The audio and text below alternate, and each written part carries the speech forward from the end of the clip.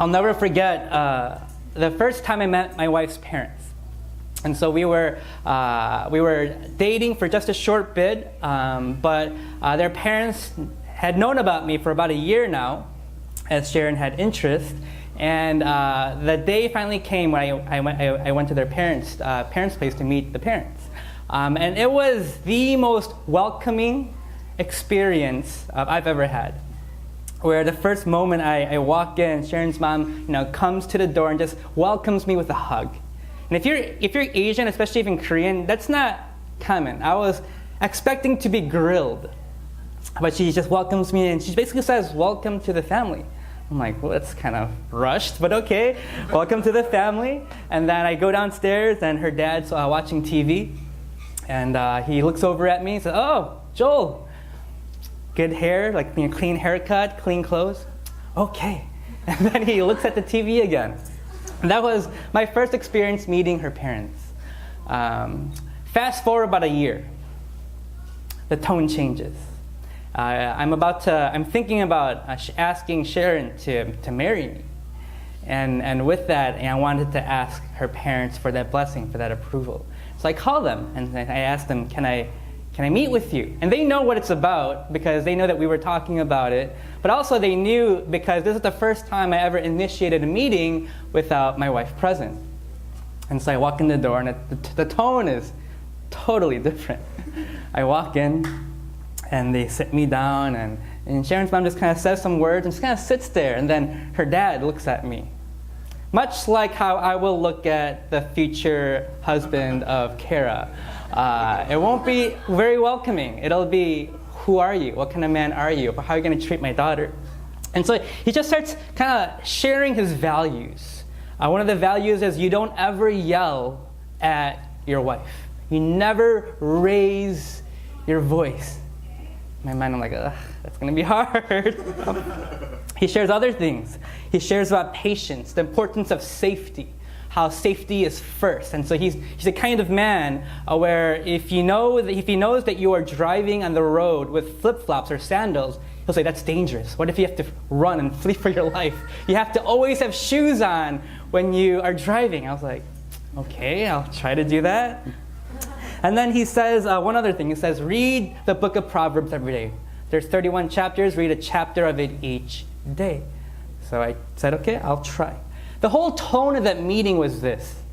It's, what kind of husband will you be to my first daughter? That was the whole tone of the conversation. He didn't ask me explicitly, what kind of husband will you be? But that was really, in essence, the question, the meeting. What kind of husband will you be? We've been going through the book of Luke, and Jesus, as he finishes this Sermon on the Plains, he changes a tone similarly. And he asks his believers, his followers, a similar question. What kind of disciple will you be?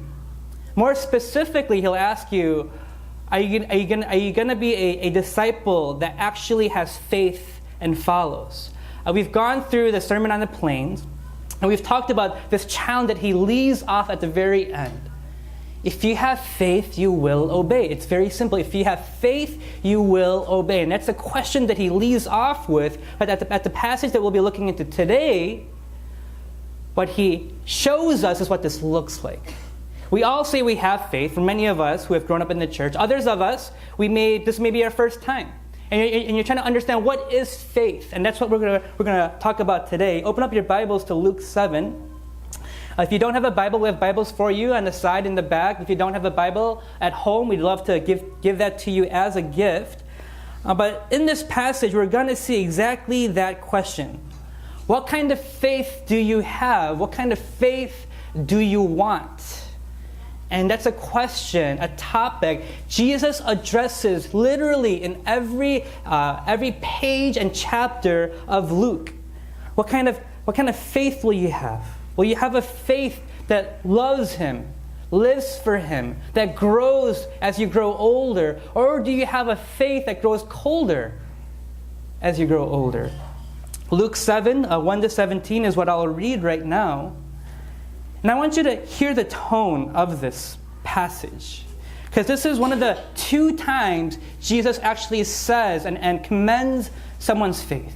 One of 2 times in Scripture, he actually says something good about someone's faith. In almost every other occurrence, the question is, where is your faith? Don't you have faith? And the challenge is for us, don't we want that kind of faith that he desires?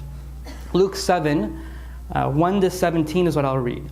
After he had finished all his sayings in the hearing of the people, he entered Capernaum. Now a centurion, he's a Roman guard who oversees 100 people, a centurion had a servant who was sick at the point of death, who was highly valued by him. When the centurion heard about Jesus, he sent him elders of the Jews, asking him to come and heal his servant. When they came to Jesus, they pleaded with him earnestly, saying, "He is worthy to have you do this for him, for he loves our nation, and he is the one who built us our synagogue." And Jesus went with him. When he was not far from the house, the centurion sent friends, saying to him, "Lord, do not trouble yourself, for I am not worthy to have you come under my roof. Therefore I did not presume to come to you, but say the word, and let my servant be healed. For I too am a man, sent under authority, with soldiers under me. I say to one, 'Go,' and he goes. To another, 'Come,' and he comes. And to my servant, 'Do this,' and he does it." When Jesus heard these things, he marveled. He marveled at him, and turning to the crowds that followed him, "I tell you, not even in Israel have I found such faith." And when those who had been sent returned to the house, they found the servant well. Soon afterward, he went to a town called Nain, and his disciples and a great crowd went with them. And he drew near to the gate of the town. Behold, a man who had died was being carried out, the only son of his mother, and she was a widow, and a considerable crowd from the town was with her. And when the Lord saw her, he had compassion on her, and said to her, "Do not weep." Then he came up and touched the bier, and the bearer stood still. And he said, "Young man, I say to you, arise."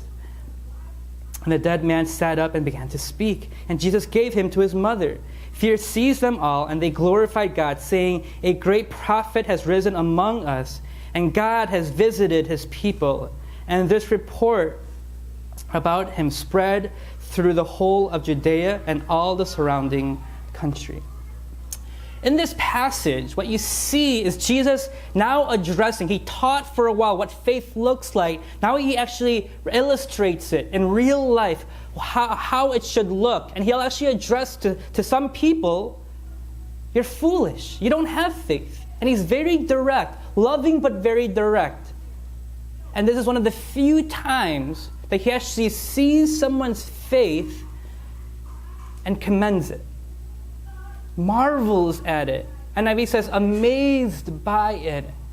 And the question is, how do we have that faith? How can we have that kind of faith where Jesus would see it and be pleased? The first lesson that we're going to look into is the necessity of faith. If you have our app in the sermon section, there are the notes of it. The necessity of faith is what Jesus addresses first, how important and vital it is. Tell your neighbor, faith is important. It's a necessity of faith, that we need to have this. Apart from faith, we cannot know God, please God, live for God. With faith, that's the thing. You cannot live for Him, you cannot know Him apart from faith.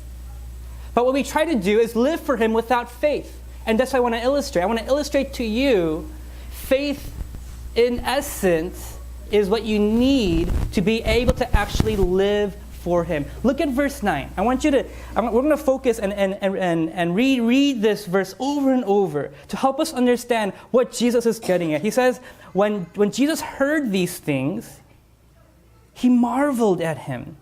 And turning to the crowd, so do you see this? He sees His faith and He sees this opportunity, this moment to be able to teach others. So this is very purposefully placed after He teaches about faith for us to see what this looks like. Turning to the crowd that followed Him, He says, I tell you, not even in Israel have I found such faith. When you read this passage, what may stick out to you is more so the healing, right? It's like teleportic healing, right? Jesus is not present in the spot. It's like remote. As this man comes to him, tells him about the servant is not present. But it's in that he actually says, your son will be healed, and it's teleportic. That's the kind of power that Jesus has. And so for us, as we read it, we may be thinking, whoa, that's some power. That's some amazing faith, some amazing power that Jesus has. But Jesus is not amazed by his own power, nor is that the point of the sermon, right, or of the talk. The point of the talk is not, wow, look at Jesus' power. The main point of this passage is actually, wow, did you see that man's faith? That's what Jesus is saying, right? Did you see that man's faith? That man's faith, and then he addresses it with this: in Israel, I have not seen that. What's the point? The scarcity of faith. The faith, to have faith is not common. That for us here in this room, to have faith, we are a minority. And even in this room, there are maybe others that profess faith, but that may not actually live for him. And that's what he is saying. When Jesus is amazed by something, what it tells us is what he values, right? When you're amazed by something, it tells you what that person values. For example, there's two stories I'll share about ways in which I or someone else has been amazed in the past week. I was at the retreat. 4 couples of our church went to go play downstairs at the arcade. First the guys go, the husbands go. And they're all macho, thinking, yeah, we're gonna win this, right? And then the couples are battling each other in a game of arcade basketball. I'm thinking, who's gonna win? This guy, he's pretty athletic, I think he might win. This guy, he's got no chance, he's too old and grumpy. There's other people, right? As they go, I think, for the most part, I'm right in terms of who I think will win. And then the wives go. I'm thinking, should I stay here and watch? They blow out the guys, but especially 2 of the girls, destroy everyone and shoot 90%, no joke. Everything they shoot it goes in. I'm like, this is amazing. And literally, throughout the week, I was like, how do they, what form do they, how do they, What does that show, what does that reveal? That reveals to you, well, one, I love basketball, so I'm thinking, how do they play basketball, all these things? But 2, it reveals that, man, they're really good at this silly little arcade game. And to me, you see competitive spirit in me. You see everything that I value, I'm amazed by these 2 women at our church. Another incident. This past week, the guest speaker, Dan, and his wife, Hee-sun, they went to go get glasses at Namdaemun. If you're visiting Korea, just a tip, go get glasses at Namdaemun. It takes about 30 minutes, and it's about $30 to $80, depending on how bad your eyes are. So I tell them that. Dan, he said, you guys got to get glasses. I was like, it's okay. These are 8 years old. I'll never get a new one. It's fine. I was like, Dan, you need to get glasses, but you should also get glasses because it's so cheap. So he actually goes. He goes, and my wife takes him, and they get 3 pairs of glasses for about 90,000 won in about 30 minutes. And the whole time during lunch, he's like, whoa, that was amazing. In America, they don't do it like this. In America, it's $200 with insurance. It takes about 2 weeks, and his mind's blown. How do they do this? What does it reveal to you? Well, one, they value fast, good service for a cheap price. Right? If you don't care for that, if you like only designer glasses for $500, you're not going to be amazed by it. You're like, oh, that's nice. But what does it reveal? It reveals that them, me, others, we like good service, decent products at a cheap price. When Jesus is amazed here, it really reveals what he values. That faith is scarce. It's a rarity. And what he desires for us to have that kind of faith. That's what he wants us to know as we walk away. He doesn't want us to walk away just discouraged. Oh, my faith isn't like that. What he wants for us as we walk out of here is for us to hunger and desire, I want that kind of faith. Jesus, I want that kind of faith. That's what it reveals to you. What is faith? Let me define it for us. Faith is simply seeing Jesus. faith is simply you see Jesus. But it's more than that. It's not just seeing Jesus. It's seeing as Jesus sees. It's seeing as he sees the world.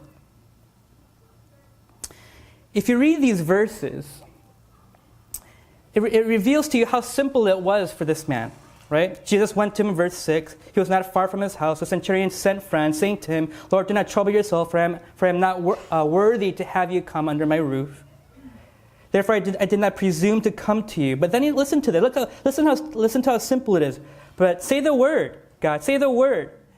And let your servant be healed. You just say it, God, and it'll be healed. For I too am a man under authority, with soldiers under me. I say go, and he goes. And this is what he knows. He's a Roman centurion. He's got men underneath him. As he says to people, do this, they do it. For him, it's very simple. And he's thinking, well, this is the Messiah. This is God. He's got some kind of authority. God, you just say it and it'll happen. I say go, and this man goes. I say come, and he comes. I say to the servant, do this, and he does it. And for him, it's very simple. For us, we're thinking, how does he have that kind of faith? How does he have that kind of faith where he can know that God would heal? But for him, it's like, well, he's God. It's simple. God, you would do it. God, just say it. Say the word, and it'll happen. If you can see as Jesus sees, you will actually do as he desires, right? If you don't see as Jesus sees, you will not do as he desires. If you think about life in those terms, we try to conjure up faith, but that's not how it's supposed to happen. If we see him, we will live for him. If we see how he sees, we will do as he desires. It's that simple. That's the point of this passage. Instead of trying to conjure up faith, see him. See as he sees. And then you will do as he desires. About a month ago, a church member gave me coupons to the virtual reality park at Yoido Mall. And so this past Monday, my daughter didn't have school, so we went on a daddy-daughter date, and we went to this virtual reality park. It was okay. It wasn't mind-blowing, but one was. One game was. So it was my first time trying virtual reality. You know, you have the mask, and you see it there. You kind of put this thing on. You have these controllers, and as you put it on, it is interesting because anywhere you look, you see that virtual world. And so my daughter was enjoying it, and we were kind of having fun. There's these kind of silly shooting games they can play. And then a couple of them were scary. And it's interesting that the workers at the mall didn't tell us that my daughter may be too young for it. But I tried it first, and like one of them is like a haunted house. You just kind of look around, and there's like these monsters that pop up. It's quite frightening, even for a grown, man. I was like, this is kind of scary. And so I leave that haunted house room thinking like, ugh, it's, Kara, do not go in there. And then she starts playing something else. And then my wife says, oh, do this other game and make sure it's okay for her. It's this game where when you put it on, it takes you inside an elevator, a virtual elevator. You go up, and then you're supposed to go out onto this plank, and you're about 100 stories high. And so you look down, and it really looks like it's far down. And this girl is this little 8-year-old girl is standing on the plank, saying, help me. So I'm like, okay, I'll help you. As I take a step, there's an actual plank there. As I take a step, I'm thinking, oh, I'm scared. I really feel like I'm gonna fall. So what do I have to do? I actually peek, down off the mask, and just to remind myself, okay, this is not real. Put it back on. I take a few more steps.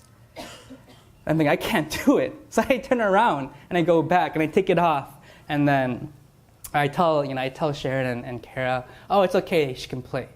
But then I started thinking about it for a little bit. I'm thinking it might actually be a scary thing. Maybe she shouldn't do it. So I went back and I actually, with all the courage that I can muster up, I went back on that plank and I redid it.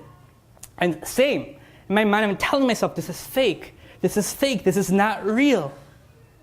I take a step and I think the ground does move, but I can't tell. I don't know if it's simply in my head or it moves literally like an inch or two. If it does move, it's not much, but it feels like it. So when you move up, you feel like you're actually really high, and you feel like if you take the wrong step, you'll actually fall. So as I'm going through this, I tell myself it's fake. But I'm scared still. There's actually, my blood is rushing. I can tell that I'm a little bit anxious. So I have to continue to take the mask off. And then I touch the ground, and I touch the actual ground. I touch the plane, and I touch the actual ground. And I remind myself, this is fake. Why do I share that story? To me, it perfectly illustrated what faith is. The world that we see is, in one sense, not the real world. It is, in one sense, a false world where we are deceived with the lies that we know of. And so when we see someone living for pleasure and pleasure only, for riches and riches only, we see it, we desire it, and we think, oh, that's what I want. I don't want to go to church and live for Jesus. I want these other things. And the crazier thing is, when you actually go through it, actually does feel good. When your bank account continues to increase, it does feel good. You do feel more secure. But we all know it's temporary, right? We all know those moments of pleasure can quickly become those moments where it leads to deep emptiness. We know those moments when we build our lives on finances and finances alone. That one moment when you may fear losing money for whatever reason, what happens? Everything is now set upon a rock that can crumble at any moment. That's what happens. And what Jesus is saying is, if you can see what I see, if you can see me as the King, as God, you would do as I do. And so just as I was in that game, I had to take that mask off to remind myself what reality is. That's what church is. That's what, when you go into Scripture and read and remind yourselves of reality, that's what you are doing. You're taking the mask off of what you see in this world, reminding yourself, no, this is not right. You've experienced it because it does lead to death. It does lead to addictions, unhappiness, all these things. But even more than that, as you follow God, though it seems like you're giving up your life, that's where you find life, right? I just want to read a few verses about money, anxiety, and death. And again, listen to how simple it is. You're not supposed to try to conjure up faith. If you can simply see as Jesus sees, you would do as he desires. Money. Luke 12:32 says this about money. Fear not, little flock. So he's actually addressing us as sheep, as not just sheep, but lambs, where we don't know where to go, where we have absolutely no strength. We're even dumber than our adult dad sheep, right? Fear not, little flock, for it is your Father's good pleasure, right? God has pleasure on this. It's our Father's good pleasure to give you the kingdom. Sell your possessions and give to the needy. Provide for yourselves with money bags that do not grow old, with a treasure in heaven, in the heavens that does not fall. What Jesus is saying is, live for that in heaven. Live for rewards in heaven. So if you switch your mentality to say, I don't want just 90 years of comfortable living. I want an eternity of blessing. I want an eternity of knowing God. That's the challenge. To take off that mask, to remind yourself what money actually is. It's temporary. It's fleeting. Live for something greater. Anxiety. He addresses this right before. Anxiety. But if God so clothes the grass, which is alive in the field today and tomorrow is thrown into the oven, how much more will he clothe you, O you of little faith? Do not seek what you are to eat and what you are to drink, nor be worried. For all the nations of the world seek after these things. He's saying everyone that you see, every nation, every generation lives for these things. For temporary, momentary, earthly satisfaction. So what does Jesus say? How does he see it? He sees it like this. Instead, seek his kingdom, and all these things will be added unto you. Right? He says, do you see the grass? Do you see the lilies of the field, the daisies, the sparrows? They don't worry. And how beautiful are they? How much do I take care of them? And he says, how much more? Right? How much more do I care for you? So if you can just be reminded, take that virtual mask off and see reality for a moment, that the King of all kings cares for your soul, your comfort. What he actually says is, this world is temporary. Don't follow everyone else. That's a challenge. But see as I see. Anxiety. That's how you deal with anxiety. Yes, the breathing techniques may help and all those things, but what you ultimately need to know is that you don't control your life. There's someone that controls it, and he cares much more, and he's much more powerful. You grow in that reality, what happens? Anxiety dissipates. Death. You fear death, right? You fear that moment when you have to give up your life. But what does Jesus say? I tell you, my friends, do not fear those who kill the body and after that have nothing more that they can do to you. But I will warn you whom to fear. Fear him after he has killed, has authority to cast into hell. I tell you, fear him. What does he say? So you fear man, you fear these men and women who's got power to kill you. It's like, yeah, that's kind of scary, I guess. But what's he saying? Shouldn't you fear the one who's got all control of your soul after this life? Isn't that the one person that you should actually care about? What he thinks of you, how much he loves you? Isn't that the if you can see that, wouldn't you live your life completely differently? Wouldn't you want to live sacrificially? Wouldn't you want to live to be a blessing? He's saying, if you can see as I see, you would do differently. Not because you're so noble, but it's so clear and obvious. That's what he's saying. That's why faith is so necessary. You don't just come to church and just try to conjure up emotion. That's not faith. Faith is seeing the world differently. It's seeing Jesus, and then it's seeing as he sees. You take that virtual mask off every once in a while. You go into Scripture. Remind yourself over and over and over. Not because it's a good thing to do, but you remind yourself of reality. Oh, that's right. This desire that I have, it's illegitimate. It'll only lead to death. This desire I have for security and family. You're reminded it's only temporary. And the older you get, you realize how temporary it is, right? As family members suffer from cancer, sickness, as parents pass away, you're reminded over and over and over. It's like this moment where everything changes for a moment and you see reality again. Oh, that's right, that's reality. These things that advertisements tell us, it's not reality. These other things are reality. Then the question that Jesus has is, do you see this? Don't you want to see it even more? The necessity of faith, but also the obstacles of faith. So if that's what faith is, why can't we actually have it? The obstacles. What are the real obstacles that you and I struggle with? And I'm going to go back to that verse again. What does he say? He says, in all of Israel, I have not found such faith. What does that say? Throughout time, throughout the generations, all these people, they struggled with faith. If faith is so easy, all you need to do is see God and see the world as he sees it, why can't we actually obey? What are the real obstacles? Hosea 4 addresses this. Hosea 4 tells us the struggle to actually having faith. This is why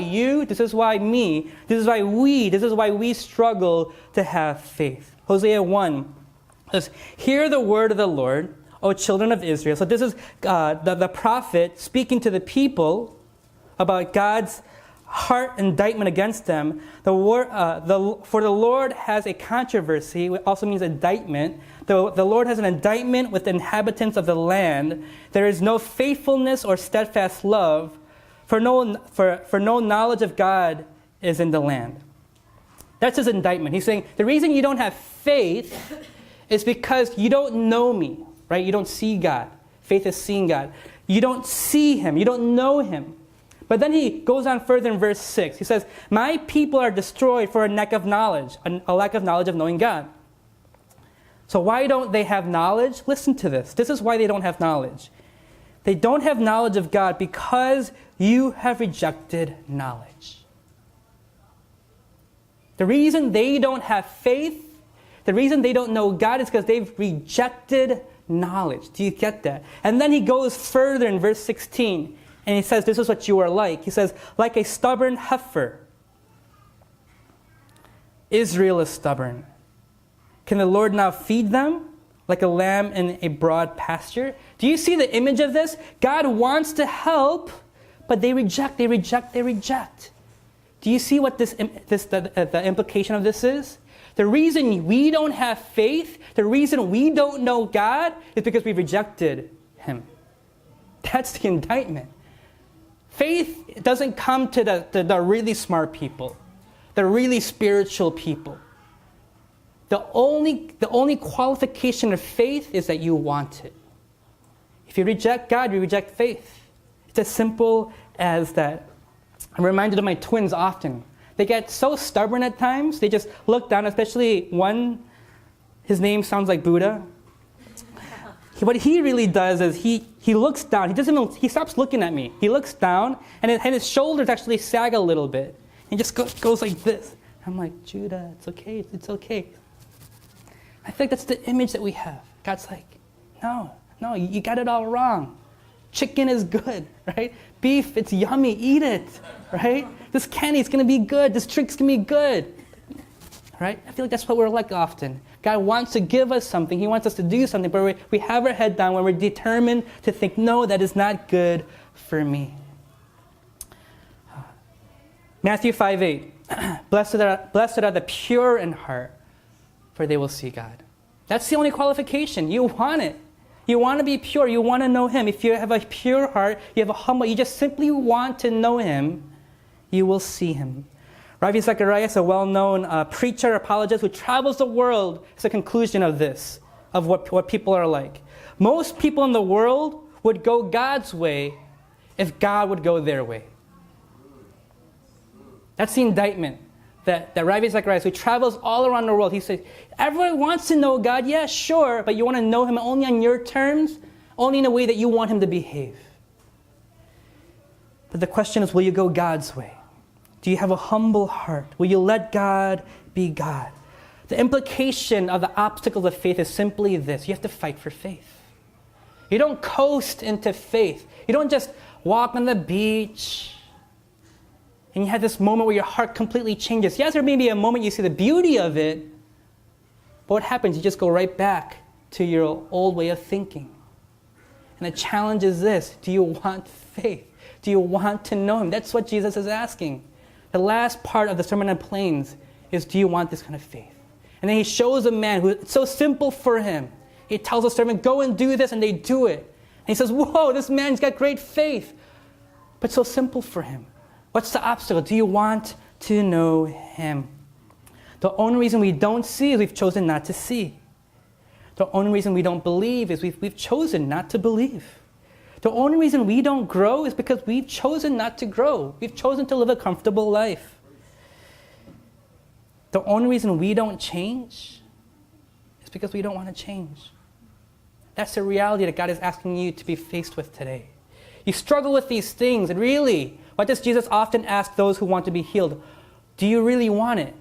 Why do you ask me? You don't coast into faith, you fight for it. That's the obstacle. The obstacle is you, me, us. Do you want that faith? Will you fight for it? And lastly, the simplicity of faith. The simplicity of faith. It's not complicated. I mentioned before, we try to conjure it up, right? We try to, I'm going to believe. You know, and I know not many of you are into hip-hop music. I am. In hip-hop music and rap, there is the main guy who raps, and then there is the hype man. You guys know what the hype man is?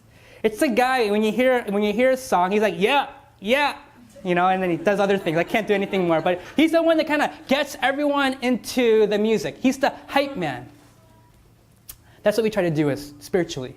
We try to hype ourselves up. We can do it. Come on, Christian, right? That's all we do. Why are you struggling with that? Stop struggling with that. And all we do is deal with the emotion. And Jesus said, no, you don't just deal with the emotion. You don't be the hype man. You can't hype yourself up to faith. You have to let the rapper rap. You have to let Jesus be Jesus. How do you grow faith? It's very simple. You grow faith by growing in the knowledge of Jesus. That's it. The reason I'm here It's not because I'm more holy than anyone else. At some point, I have decided to know Jesus more. I failed a lot of times. I struggle every day. But that's the only reason that I may be viewed as someone of faith. I've chosen at some point to follow God. That person that you think of, oh, he's so godly. She's so holy. All that person has done, she is not inherently more godly than you. They've chosen, I want to live a godly life. I want to know Him. As you know Him, you start to change. Look at this man. In the beginning of verse 4, he comes to Jesus. The centurion sends his servants at least, or sends the elders of the Jews. And listen to the words that he says. He says, he is worthy to have you do this for him. That's what he says. He is worthy for you to do this for him. But then the language changes. And it's important to see that. Whether this centurion actually felt like he was worthy or other people felt like he was worthy, it changes. And what does he say in verse 6? It says in verse 6, he says, I am not worthy. I am not worthy to have you come under my roof. What changed? What made this proud man humble? It wasn't him trying to self-deprecate and try to see himself lower. What happened between that moment when he thought he was worthy to the moment where he thought he was unworthy? What happens? Jesus comes closer. That's it. He just sees Jesus a little bit more clearly. It's like the idea of you can talk all the smack that you want to maybe that one guy who's really athletic. But then you see him actually play that sport. Or you think, oh, this guy, he's so great at this. Oh, I can take him. But then you see them at their craft and what happens? You're humbled. That's what happens with Jesus. The reason you change is because you see Jesus. As you see Jesus, as you know Him, and as you grow in knowledge of Him, you change and you become more godly. And that's why in verses 11 to 17, it's a whole different approach in knowing Jesus. Because what you can take away from this is that, okay, I'm going to do it. I'm gonna know Jesus. But what you start to do is you become the hype man. I'm going to hype it up. I'm going to conjure up all this emotion. But the very next passage is completely different. It's not dependent on the person and that woman who is in need of a son to be revived of life. It's completely different. This time Jesus has compassion. The point of these two passages is not well, conjure faith up. It's know Jesus. His compassion, His power, His goodness, who He is. What happens from there is what faith wells up. And that's why these people in the passage following, when Jesus has compassion on him, what do they say? They say, a great prophet has arisen among us. It's not because these men have such great faith. It's because they're starting to have faith in a great God. Again, right? What does it say? God has visited His people. That's what happens when you see Jesus. The question is, do you really want to know Him? At the end of Luke, he talks about another centurion. So there's two centurions that Luke talks about. It's one, this guy, where he has a servant who is sick. And then he jumps towards the end. In Luke 23, I want to read this for us, and we have it up here. Because I want you to see, Luke again compares the centurion to other people who struggle in faith. And I want you to see the main difference. Luke 23:44. It was now about the 6th hour, and there was darkness over the land until the 9th hour. This is as Jesus has will be giving up His Spirit on the cross. While the sun's light failed, the curtain of the temple was torn in two. Then Jesus, calling out with a loud voice, said, Father, into your hands I commit my spirit. And so this is Jesus giving up His life, His breath, back to God the Father. And then in verse 47, this is the centurion. It's probably a different centurion, but making a greater point of this previous. Now when the centurion saw what had taken place, he praised God, saying, certainly this man was innocent. Right? This Roman guard who probably didn't care whether Jesus lived or died, through what he saw happen, as the sky grew dark, as the curtain split in two, the only proclamation, judgment that he has about Jesus is this: certainly this man was innocent. But then Luke will compare the centurion with others and all the crowds that had assembled for this spectacle. When they saw what had taken place, returned home beating their breasts. What Luke is saying is they're confused. What's going on? And all his acquaintances and the woman who had followed him from Galilee stood, listen to these words, at a distance, watching these things. The difference between the woman and the crowd and the centurion was right up front. He saw Jesus and what Jesus was doing. Because of that, he couldn't help but to believe. And the way in which Luke shows that difference between the two is that these others were standing at a distance. What Luke is saying is the only reason you're not growing in faith is you're standing in distance with God. You have fears. You have fears of what's going to be like. I don't want to give that up. I love this. I don't want to give this other idol up or this other addiction up. And the challenge that he has to his people, the challenge that Luke has to us, is if you want faith, you have to get personal. If you want faith, you have to go all in.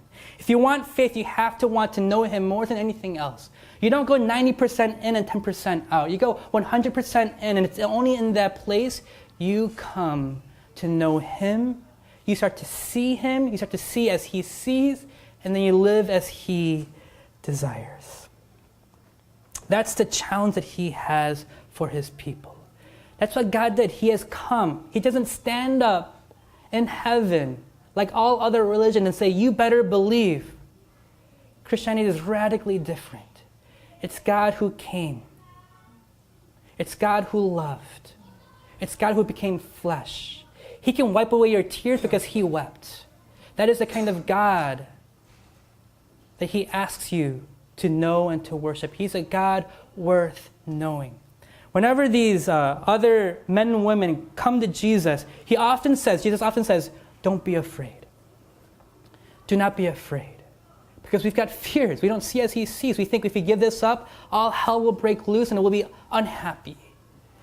He says, do not be afraid. I am your God. You are valued. Come to me and live for me. Let's pray.